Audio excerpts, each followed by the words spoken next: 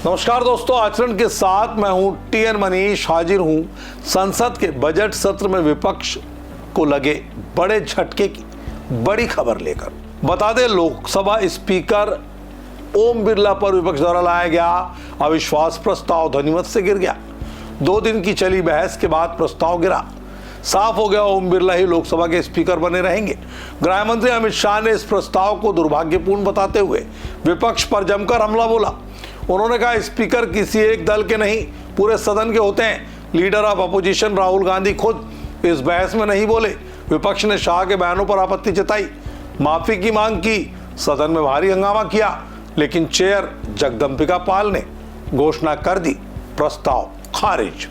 ताजा अपडेट यह है कि आज स्पीकर ओम बिरला सदन लौटे और बोले, हर सदस्य का आभारी हूं, मर्यादा बनाए रखने के लिए मुझे कड़े फैसले लेने पड़ते हैं।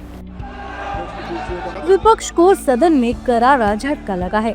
दरअसल लोकसभा अध्यक्ष ओम बिरला के खिलाफ लोकसभा में विपक्ष की ओर से पेश किया गया अविश्वास प्रस्ताव ध्वनि मत से खारिज हो गया है। अविश्वास प्रस्ताव पर लोकसभा में 2 दिनों तक बहस हुई, पर आखिरकार प्रस्ताव गिर गया और साफ हो गया कि ओम बिरला ही लोकसभा में स्पीकर रहने वाले हैं।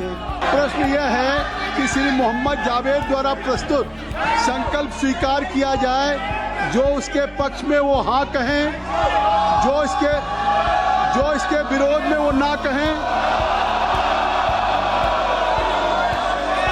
मेरे विचार में निर्णय ना वालों के पक्ष में हुआ, ना वालों के पक्ष में हुआ, संकल्प अस्वीकृत हुआ।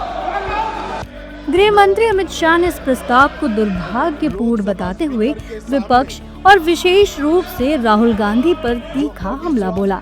शाह ने कहा कि करीब 4 दशकों के बाद किसी स्पीकर के खिलाफ ऐसा प्रस्ताव लाया गया है, जो न केवल सदन बल्कि देश के लोकतांत्रिक ढांचे के लिए खेदजनक है। 4 दशक के बाद जिस नियम का उपयोग करके प्रस्ताव आया, वो प्रस्ताव नियम अनुसार ही नहीं है। ये नियम को मानते ही नहीं है मान्यवर, और फिर कहते हैं कि हमें बोलने नहीं देते। मान्यवर, कुछ सदस्यों ने कहा कि माइक के कारण आया है, माइक बंद हो रहा है। अभी गिरिराज जी भी खड़े होकर बोल रहे थे पप्पू जी के खिलाफ, तो माइक बंद कर दिया।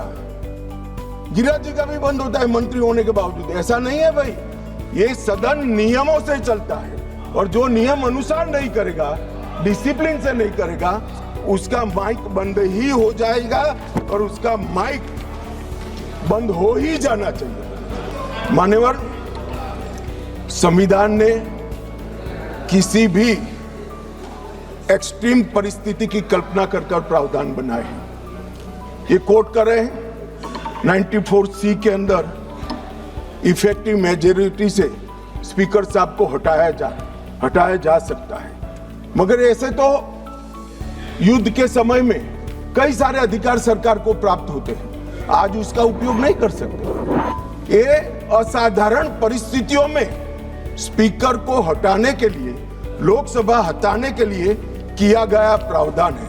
ये रोजमर्रा की चीज नहीं है, इसका उपयोग रोज नहीं करना चाहिए। कोई ऐसी घटना हो तब करना चाहिए। अमित शाह ने विपक्ष को जमकर लताड़ा और कहा कि असंसदीय शब्दों के प्रयोग की मांग की जा रही है। ये संभव नहीं, आपको अधिकार मिले हैं पर विशेषाधिकार नहीं मिले, ये इमरजेंसी नहीं है। मगर यहाँ तो आग्रह है कि हम कोई भी भाषा का प्रयोग करें, इसको रखने दीजिए। ऐसे सदन नहीं चलता। ये सदन के असंसदीय शब्दों का लिस्ट कोई एक कार्यकाल में नहीं बना है मान्यवर। असंसदीय शब्दों का लिस्ट जब से सदन का अस्तित्व आया, तब से लेकर आज तक इस उच्च शासन पर बैठे हुए अनेक महानुभावों के बनाते बना है, और वो सबको बाध्यकारी, हमें भी है और विपक्ष को भी है। अगर आप कहते हैं कि सदन चलाने के नियम और असंसदीय शब्दों का लिस्ट हमें बाध्यकारी नहीं है, तो ऐसा नहीं होगा। आपको अधिकार दिया है, संविधान ने अधिकार दिया है, मगर कोई विशेषाधिकार नहीं दिया है। इमरजेंसी नहीं है भैया, कोई विशेषाधिकार नहीं है। अधिकार का संरक्षण कर सकते हैं, मगर विशेषाधिकार के मुगालते में जो लोग जीते हैं उनको उनकी पार्टी और जनता भी संरक्षण नहीं देती है, इसलिए छोटे छोटे छोटे छोटे छोटे छोटे होते जा रहे हैं। स्पीकर ओम बिरला को हटाए जाने के प्रस्ताव पर सदन में करीब 10 घंटे लंबी और गर्मा गर्म बहस हुई। बहस के बाद मतदान के जरिए इस प्रस्ताव को खारिज कर दिया गया। अमित शाह ने कहा कि विपक्ष हताशा में संवैधानिक पदों की गरिमा को धूमिल करने का प्रयास कर रहा है। तो दोस्तों, इस तरह विपक्ष की कोशिश नाकाम रही और लोकसभा स्पीकर ओम बिरला अपनी कुर्सी पर मजबूती से बने हुए हैं। अमित शाह के तीखे हमले ने संसद में माहौल और गर्मा दिया, लेकिन सदन की कार्रवाई अब आगे बढ़ चुकी है। बजट सत्र में यह घटनाक्रम साफ दिखाता है, सत्ता पक्ष मजबूत है, विपक्ष को सदन की मर्यादा का सम्मान करना चाहिए। हम आपको इस सत्र की हर बड़ी खबर और बहस से रूबरू कराते रहेंगे। अगर आपको ये रिपोर्ट पसंद आई हो तो लाइक, शेयर और चैनल को सब्सक्राइब करना ना भूलें।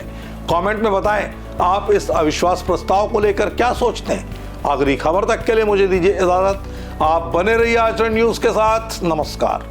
देश दुनिया की सभी खबरें देखने के लिए जुड़े रहिए आचरण न्यूज से। आचरण न्यूज, हर कदम आपके साथ।